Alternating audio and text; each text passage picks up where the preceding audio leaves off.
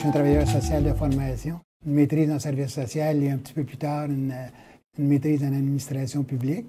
J'ai orienté ma carrière assez rapidement vers la gestion des services sociaux.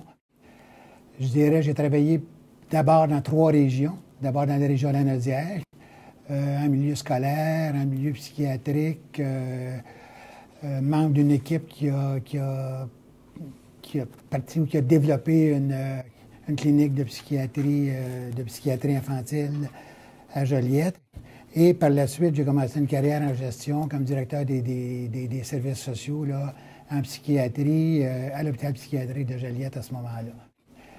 Par la suite, je me suis envenu à Montréal pour mettre sur pied un service qui s'appelait Service Jeunesse ou Service Protection Judiciaire, qui était, je te dirais, un premier pas vers un nouveau système de protection qui a été développé, qui a été mis sur pied 5-6 ans plus tard.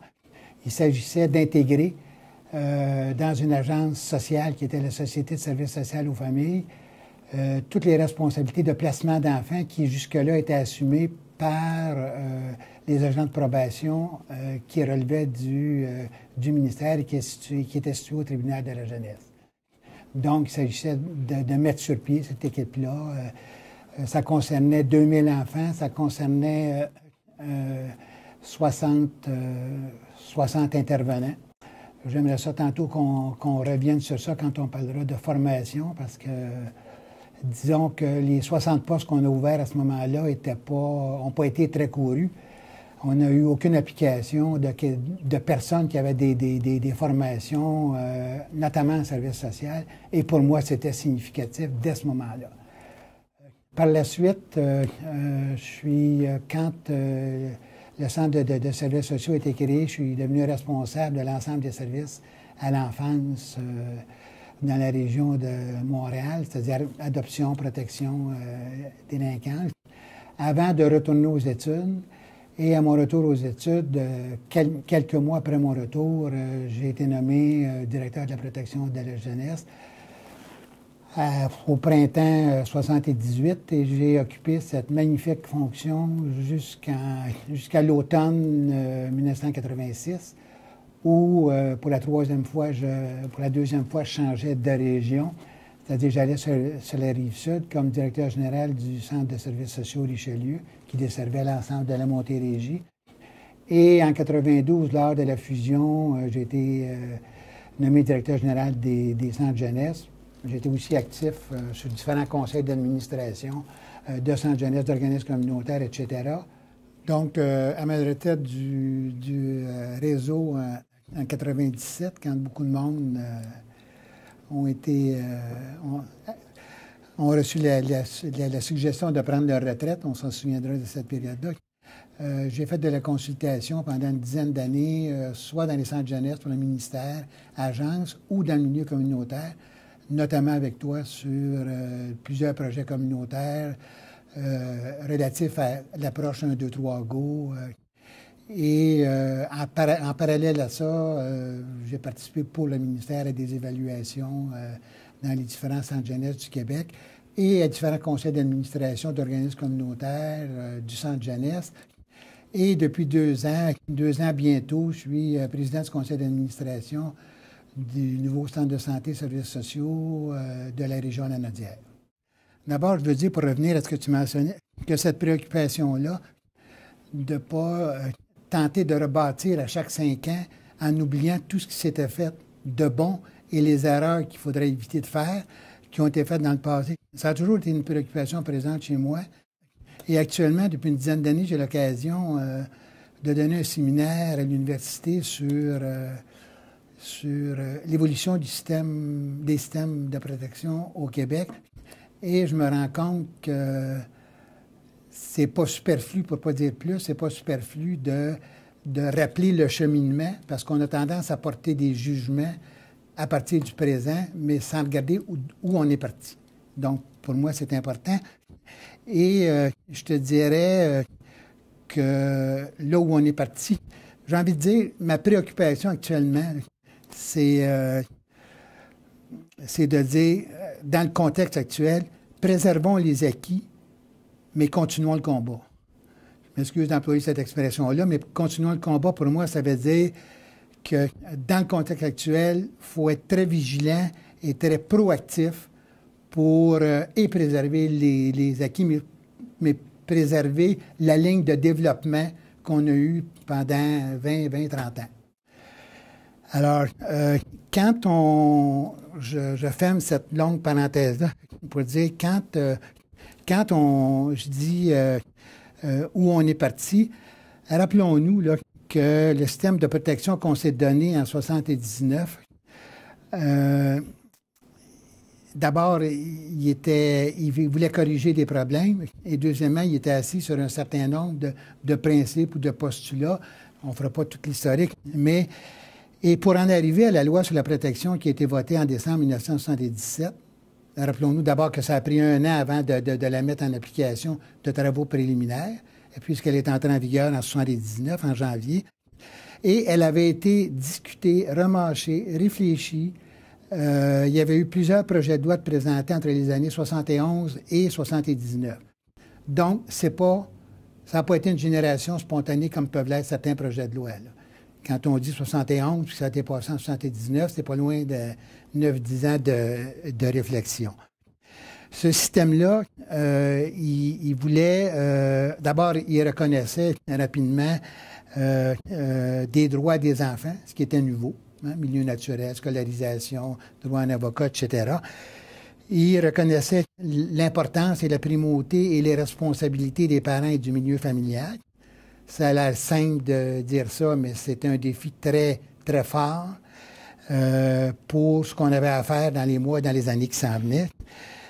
C'était aussi la personnalisation des responsabilités, à la personne d'une personne qui s'appelait DPJ, alors qu'avant, tout le monde faisait tout, mais personne n'était responsable. Rappelons-nous ça. Je me suis référé avant de venir te voir à trois grands principes que le ministre du temps, Pierre Marois, avait mis de l'avant quand il avait lancé cette loi-là qui avait été votée à l'unanimité. Il avait dit « reconnaissance de l'antériorité du social », c'est-à-dire que les problèmes des jeunes et de leur milieu, c'est des problèmes sociaux et familiaux.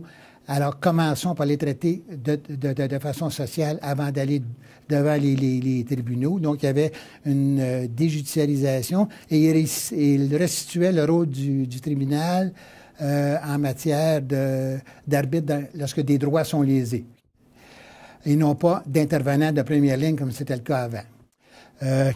Il mettait l'emphase aussi sur l'articulation de 2 réseaux et à ce moment-là, il appelait ça de 2 solitudes, réseau justice et réseau des services sociaux. Avec l'expérience, on dirait aujourd'hui l'articulation de 3 réseaux, 3 solitudes. On ajouterait le milieu scolaire à ça. Il disait aussi que ça appelait une nécessaire collaboration et concertation de tous les systèmes scolaires, communautaires, etc. Et tantôt, on pourra revenir sur ce qui s'est vécu, parce que ça n'a pas été le cas très rapidement. Disons que ça a été une bataille de tous les jours. Et finalement, il disait, oui, la loi reconnaît des droits aux enfants, mais ce n'est pas une charte des droits, et c'est une loi qui va, compte tenu de son contenu, qui va s'appliquer de façon exceptionnelle. On appelait ça une loi d'exception. Ça voulait dire quand sécurité, des développements sont compromis, mais ce n'est pas une charte des droits c'était des droits reconnus à l'intérieur d'une loi d'exception. Alors, c'est ça. Alors, quand je dis il y a eu un long cheminement, là, il y a eu, dans les années 70-79, des avant-projets de loi qui avaient été déposés, qui ont été rejetés, qui ont été retirés au feuilleton pour toutes sortes de raisons. Il y a eu une loi qui est arrivée à un moment donné, j'en dis comme un cheveu sur la soupe, qui s'appelait Loi sur les enfants maltraités, mais qui a quand même mis sur pied et qui avait été amenée par le ministre de la Justice du temps, M. Choquette, qui a amené quand même la notion de signalement obligatoire et la notion d'une organisation où signaler. Donc, une préoccupation pour les enfants. Et finalement, il y a eu d'autres projets de loi qui ont été déposés. Et c'est en 1977 que, peut-être parce qu'il y avait un ministre du Développement social qui chapeautait les services sociaux, la santé et la justice, qui a fait en sorte que cette loi-là a pu être présentée et qui ressemblait beaucoup au dernier projet de loi et qui a amené, là, qui était Pierre Marois, qui a amené cette loi-là en décembre 1977, qui, moi, je veux rappeler deux choses. D'abord, elle a été votée à l'unanimité à l'Assemblée nationale. Et deuxièmement, je veux rappeler que c'est une loi qui privilégie un certain nombre de valeurs. Et quand on dit valeurs, ça ne veut pas dire que c'est partagé par 100 d'une société. On s'en est rendu compte tout au long du cheminement là, de toutes ces dernières années. Pourquoi, à un moment donné, on a décidé, puis là, je reviens, j'ai fait un long détour, mais je pense que c'est important de camper ça. Pourquoi, à un moment donné, on a dit au niveau ministériel ou dans les officines gouvernementales ou dans les milieux de pratique, assez, c'est assez, il faut revoir notre système de protection qui date des années 50. D'abord, il y avait à peu près, on a parlé de l'opération 30 000, mais quand on fait ça globalement, il y avait à peu près 40 000 enfants placés au Québec en milieu substitut, avec très souvent des liens familiaux inexistants, puis qui n'étaient pas facilités non plus parce qu'on plaçait des enfants de Montréal hors région, très souvent dans des fermes, à Mont-Laurier, bon, etc. Donc, on voyait l'importance du milieu familial, mais on prenait tous les moyens pour pas qu'il y en ait. Et quand je dis ça, c'est pas un blâme sur les intervenants, c'était la pratique du temps. Et donc, il y avait 40 000 enfants placés au Québec et on était la province championne des placements. Il y avait des placements aussi qui étaient faits à majorité. On prenait un enfant à 4-5 ans, il passait au tribunal, puis le placement était à la majorité.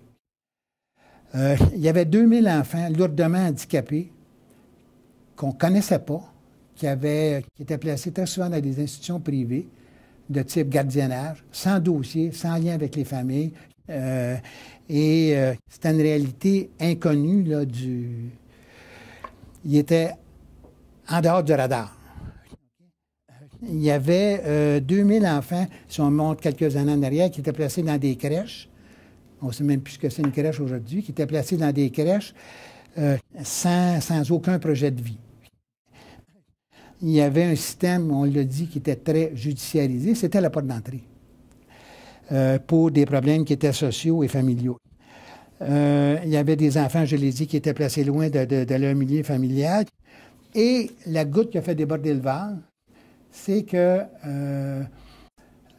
il y avait des jeunes qui, faute de place dans des milieux de réadaptation, étaient placés dans des prisons.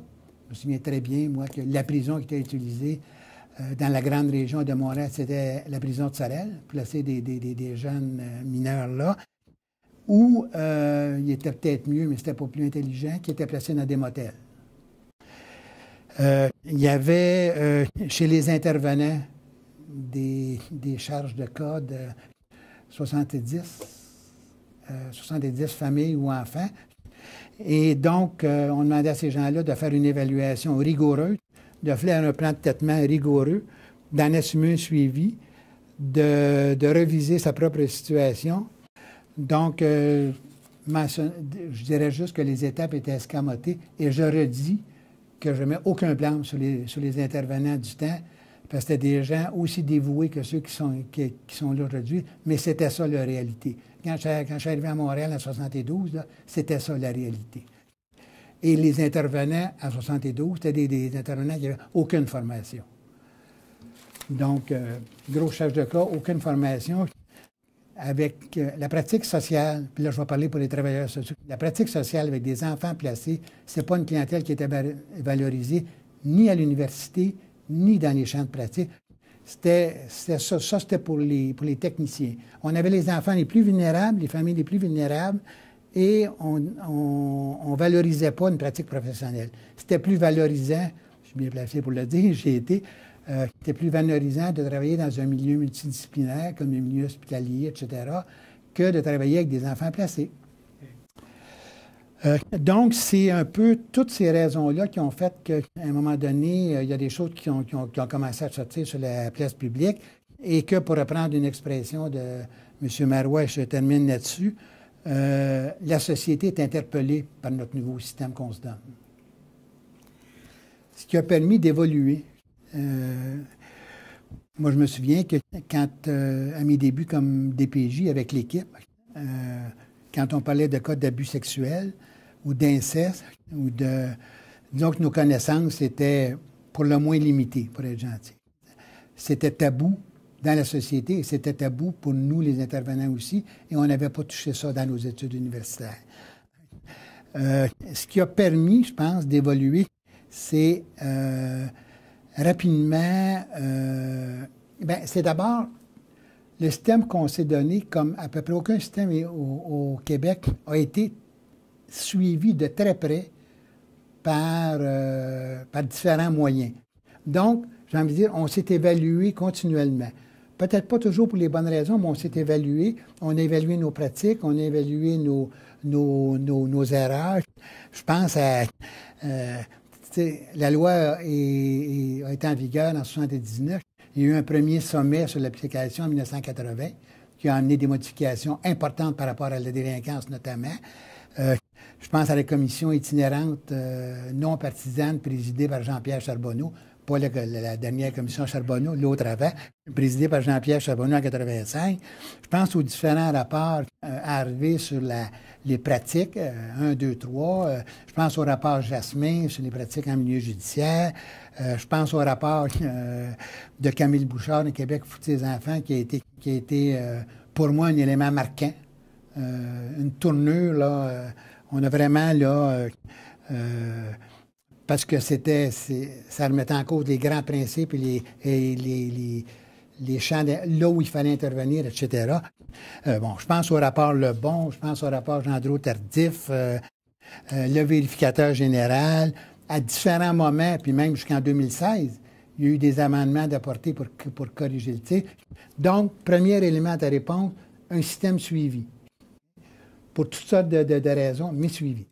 Deuxièmement, il y a eu, et ça, je suis en mesure de l'observer, un rapprochement du milieu de la recherche universitaire.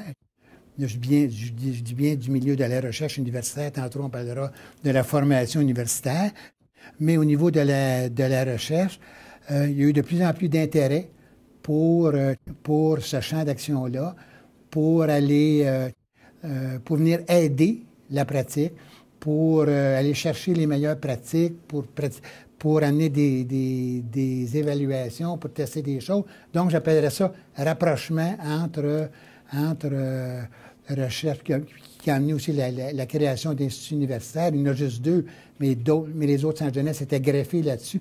Donc, cette préoccupation-là était présente dans les milieux de pratique où est-ce que j'étais, mais la préoccupation pratique était présente aussi dans les milieux de la recherche. Donc, ça a été un élément important. Un autre élément important, c'est, je dirais, la formation continue, la formation de nos intervenants. Les gens qui arrivaient dans ce champ de pratique-là, je ne parlerai pas des autres, je vais parler de celui-là, n'étaient pas préparés, et ça, ce n'est pas une hypothèse, c'est une affirmation, n'étaient pas préparés à travailler avec une clientèle vulnérable, famille à problèmes multiples, etc. Donc, les CSS dans le temps et les centres jeunesse après se sont dotés de mécanismes de formation continue avec un programme provincial qui a fait le tour des régions. Et non seulement le programme a fait le tour des régions, mais ça a amené la préoccupation d'une formation continue. Si tu veux, je vais juste mentionner un autre élément, facteur de succès, qui a été là tout le temps et qui n'est plus là. C'est le regroupement des intervenants, des cadres, dans une association. Je me fous du nom, OK?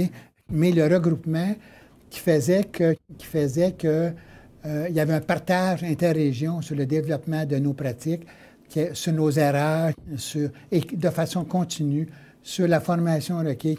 On avait un lien privilégié avec le ministère sur les changements apportés, et le ministère avait un lien privilégié avec son réseau, parce qu'on était tous regroupés ensemble. Et ce regroupement-là, pour moi, a servi de soupape à certains moments donnés, quand on ne savait pas quoi faire, mais, entre autres, a mis sur pied un paquet d'initiatives de relations entre nous, de relations avec le ministère qui étaient essentielles et qu'on va y revenir plus tard et que, malheureusement, n'existe plus aujourd'hui.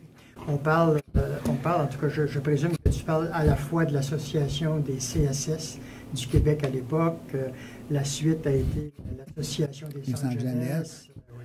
Puis même si je généralisais, je te dirais, dans la fonction que j'ai actuellement, il y avait d'autres associations pour les centres d'accueil. Il y en avait en déficience physique, il y en avait en déficience intellectuelle, où ça avait la même force que la nôtre. En d'autres termes, les services sociaux, en général, chacun dans leur centre d'activité, se sont vus couper d'un moyen qui nous apparaissait toujours important et qui, en 2017, m'apparaît toujours aussi important. Revenir à la formation en service social, moi, à différentes étapes de ma carrière, je trouvais que la formation préparait peu à œuvrer dans différents champs d'action, notamment dans le secteur jeunesse et dans le secteur du placement d'enfants. C'était quoi? On avait des cours de développement d'enfants. Mais par rapport au placement, par rapport à la pratique avec des familles à problèmes multiples, par rapport à tout ça, je trouvais que la formation n'était pas adéquate, on va dire dans ces mots-là. Et quand est arrivé le système de protection qui est venu modifier grandement la pratique sociale des travailleurs sociaux qui étaient habitués à œuvrer dans un contexte tout à fait volontaire, entrevue au bureau, à la maison, mais sur base tout à fait volontaire. Et, donc, la pratique sociale, et on a eu des discussions épiques quand la loi sur la protection est arrivée, en disant on ne peut pas, nous, comme intervenants sociaux, intervenir si les gens ne veulent pas. Bon, d'abord, il faudrait peut-être voir qu'en matière de protection, les gens, ils veulent très souvent beaucoup. Okay? Ils ne l'expriment pas de cette façon-là. Donc, moi, je trouvais que depuis que la loi est en vigueur, que les praticiens qu'on recevait dans nos différentes équipes n'avaient pas la préparation requise. Et c'est probablement ça qui a donné naissance à la nécessité de développer la formation continue, de développer aussi ce que je n'ai pas mentionné tantôt, tous les programmes qu'on a développés en abus physiques, sexuels, etc., en négligence. Donc, la formation, elle ne s'est pas adaptée aux besoins de la pratique et n'a pas valorisé, et là c'est un jugement qui peut être contestable, n'a pas valorisé la pratique en milieu de protection. Quand on est arrivé avant la DPJ, à la DPJ, et dans les premières années qu'on ouvrait des postes en protection, c'était pas les postes les plus recherchés, pour être gentil. Et aujourd'hui, c'est peut-être, les gens ont plus d'expérience, mais il y a moins de choix qu'ils vont en avoir il y a 20 ans ou 25 ans.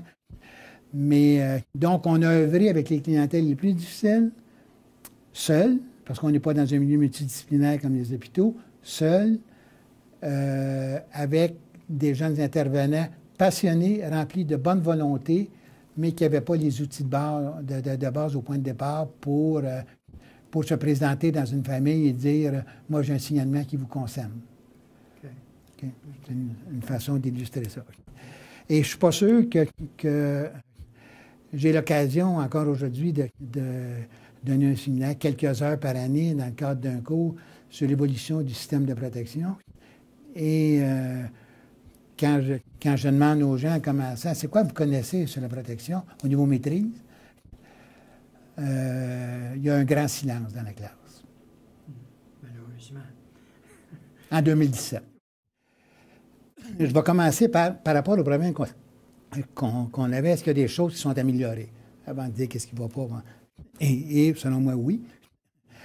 L'obligation de signaler, c'est quelque chose qui, pour moi, est fondamental.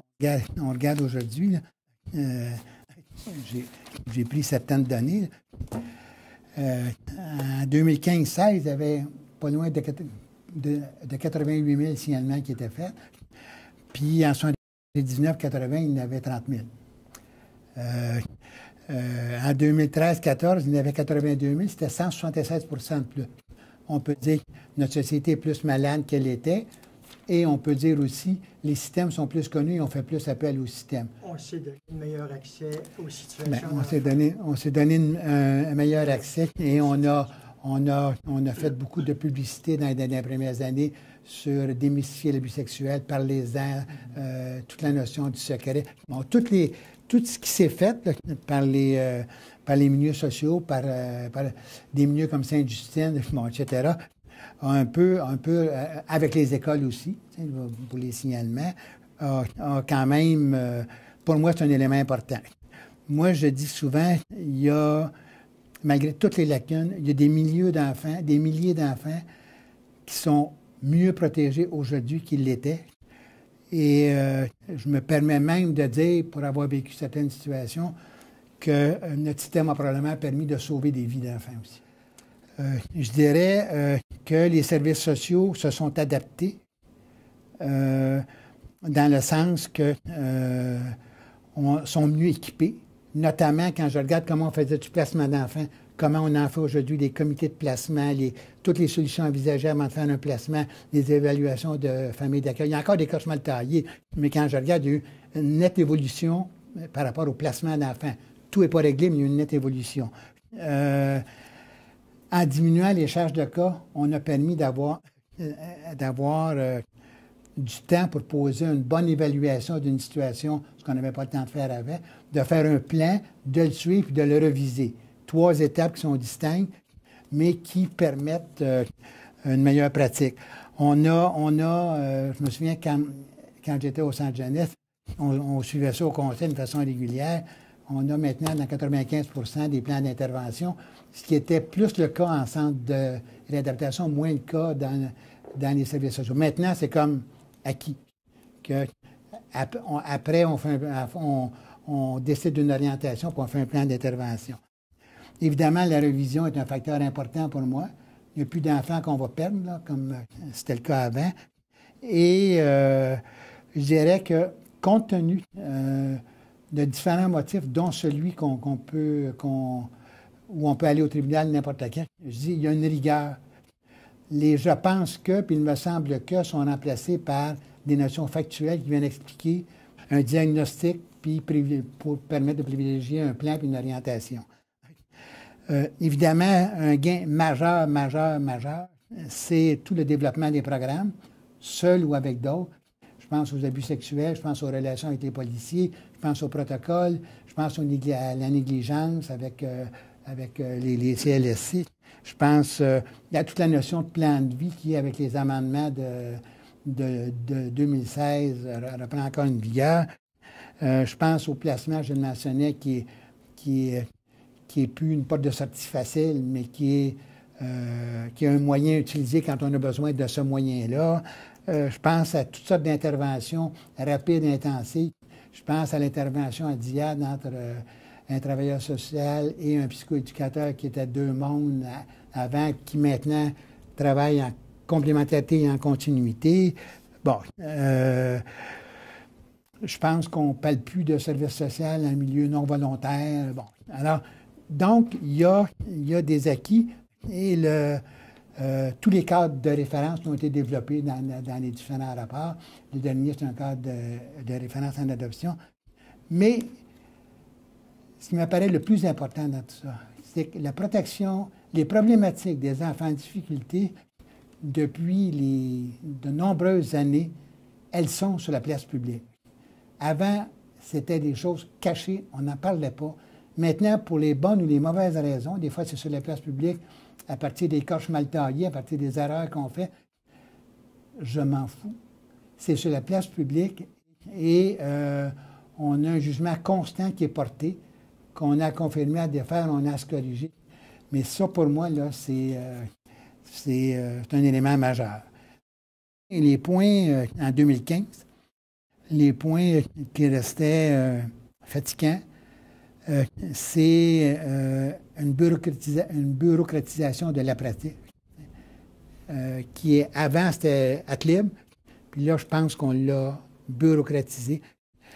On a On a fait des efforts parce qu'on a des intervenants à différents niveaux, pour assumer une continuité à travers le changement d'intervenant. Changement d'intervenant qui est dû à ça, qui est dû au changement. Le changement d'intervenant, là, c'est une problématique majeure aujourd'hui. La relation, on sait comment elle est importante dans ça. C'est une problématique et elle est due à toutes sortes de raisons, certaines structurelles, puis d'autres choses. Les points qui sont en discussion, c'est le placement et la judiciarisation. Tantôt, quand on a commencé l'entrevue, je te disais que cette loi-là, elle était assise sur des valeurs, mais il y a des gens qui trouvent qu'on place trop, puis il y a des gens qui trouvent qu'on place pas assez, puis il y a des gens qui trouvent qu'on va trop au tribunal, puis des gens qui trouvent qu'on va pas assez au tribunal. C'est de même, ça va toujours être comme ça, parce qu'il n'y a pas unanimité dans notre... Si tout était réglé par un juge, pour certains, ça irait mieux. Puis si on n'allait pas devant le juge, pour d'autres, bon. Si on plaçait tous les enfants qui ont des problèmes, ça irait mieux. Mais... donc, on est toujours confronté à ça, et ça, c'est une problématique qui n'est pas réglée, ça. Autre problématique qui est encore existante, malgré tous les efforts qui ont été mis sur le placement, c'est les multiples placements et déplacements d'enfants. C'est les erreurs, les cloches mal taillées qu'on fait. Des erreurs, il y en a à l'application des mesures, il y en a à l'évaluation, on se trompe, il y en a au signalement.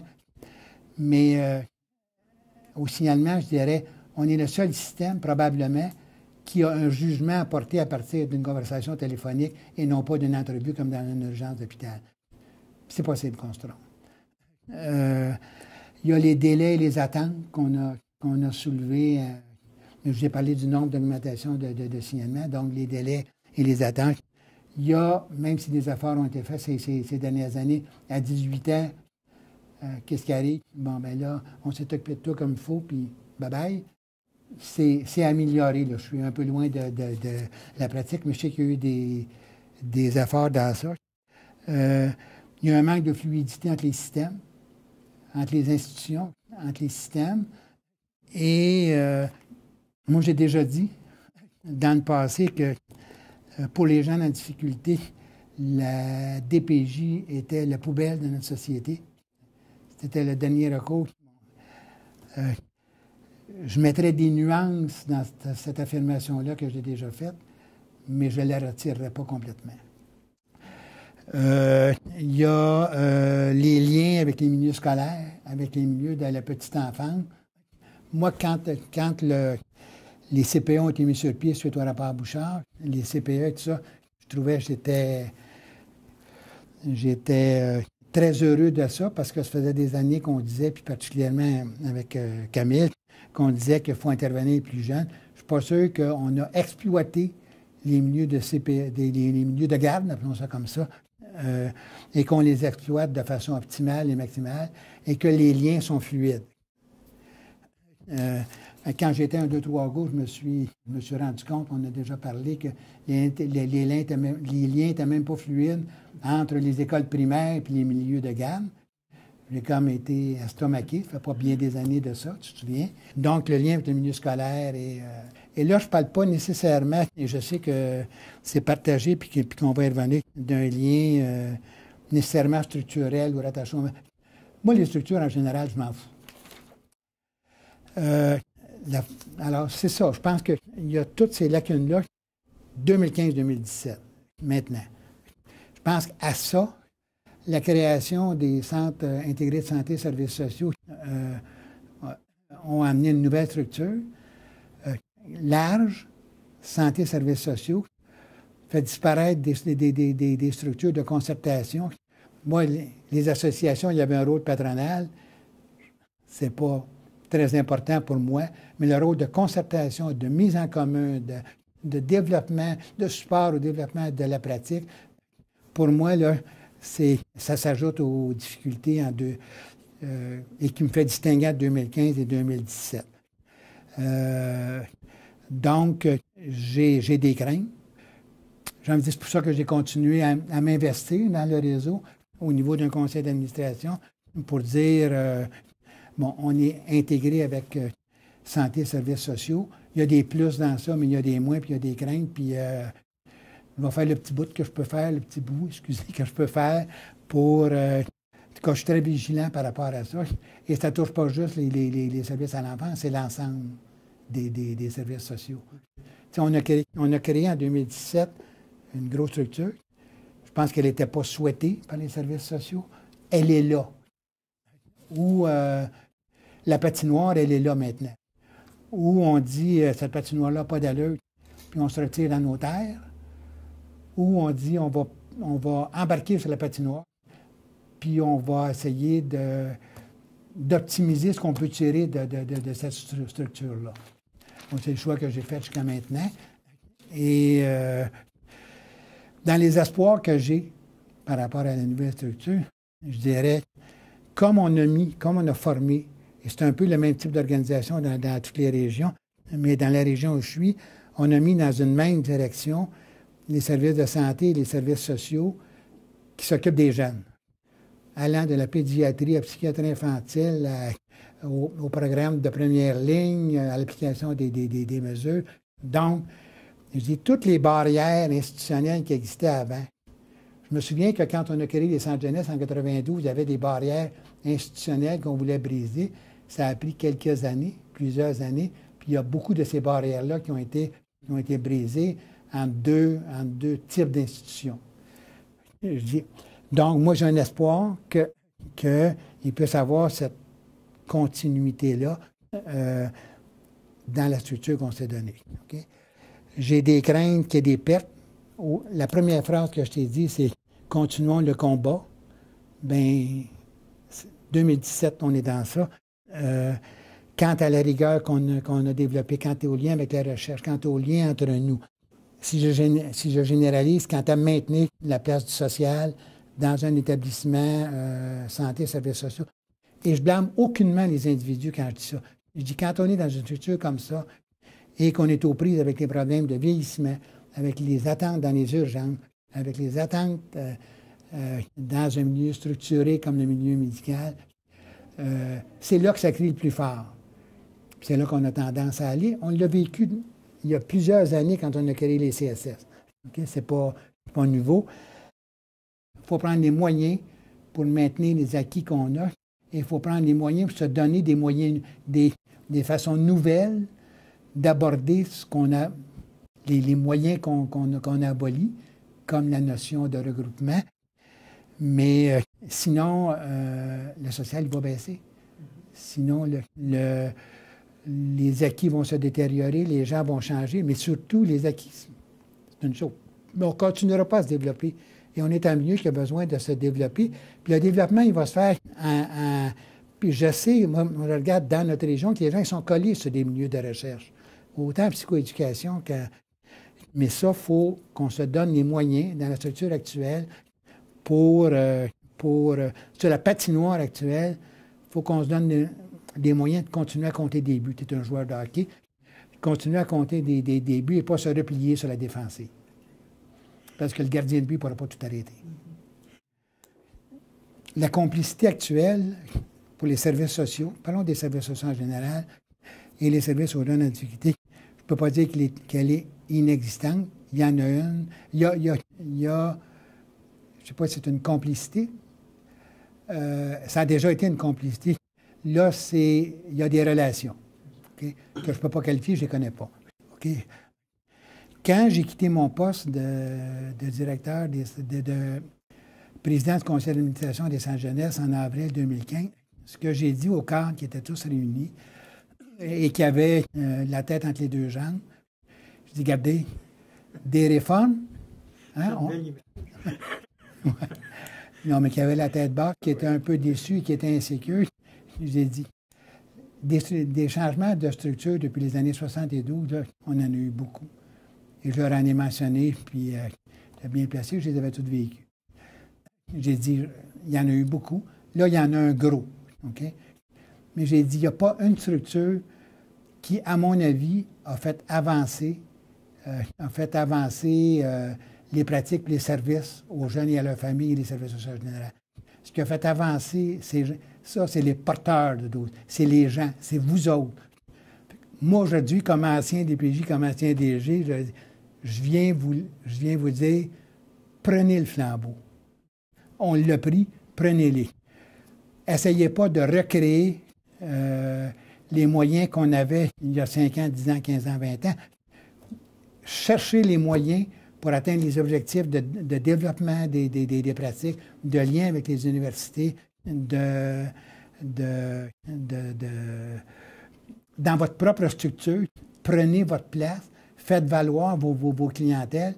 Les services sociaux, ça a toujours été, puis il y a des ministres qui ont été aux services sociaux qui l'ont dit, ça a toujours été difficile à vendre. C'est pas en 2017.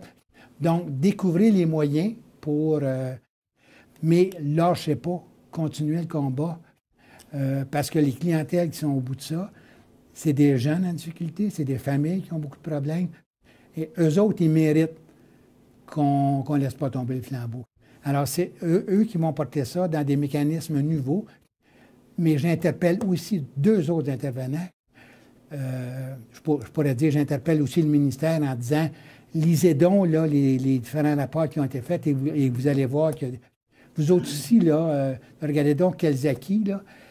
Mais j'interpelle les ordres professionnels. Moi, je ne les ai pas entendus là, depuis la réforme, les ordres professionnels représentant les services sociaux à la jeunesse, en déficience physique, en déficience intellectuelle. Ils sont là pour protéger le public. Bien, protéger le public, ça veut dire donner des meilleurs services au public. Alors, il y a des journaux qui existent. Alors, les ordres professionnels doivent jouer leur rôle d'une part. Les universités, si c'est important, les clientèles vulnérables, on peut-tu préparer mieux notre monde à pratiquer et les institutions prendront le relais dans une formation continue. Et le troisième, bien, si je dirais, c'est... Moi, j'ai vécu l'époque où la recherche était loin de la pratique, dans mes débuts. La recherche, c'était les nuages. J'ai vécu les dernières années comme DPJ, DPJ, DG, les liens qu'on avait là, avec les gens de la psychologie communautaire, les CAMEL et compagnie, là, et tout ce qui s'est développé entre l'Université de Montréal, bon, emballant. Mais comment on va... Il faut restituer ça dans la structure actuelle, redonner de l'importance à ça. Et je pense qu'il n'y a pas une personne qui a un rôle. C'est des rôles au niveau des cadres intermédiaires, c'est des rôles au niveau des leaders, c'est des rôles au niveau des PDG, des PDG adjoints. Et je dirais même c'est des rôles au niveau des conseils d'administration. Rappelons qu'il y a des urgences sociales qui existent. Rappelons que les enfants qui nous sont signalés, ils saignent peut-être pas autant que ceux qui sont à l'urgence, mais ils saignent plus que ceux qui sont à l'urgence dans un autre niveau.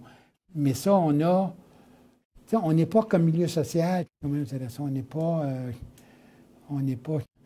n'a pas l'organisation structurée que les milieux de santé ont, les corporations médicales, les fédérations, etc. Mais il y a des acteurs quand même. Les universités, c'en est une. Tous ceux qui portent le social dans les établissements, c'en est un. Les autres professionnels, c'en est un autre. La patinoire, elle est là, puis elle ne changera pas.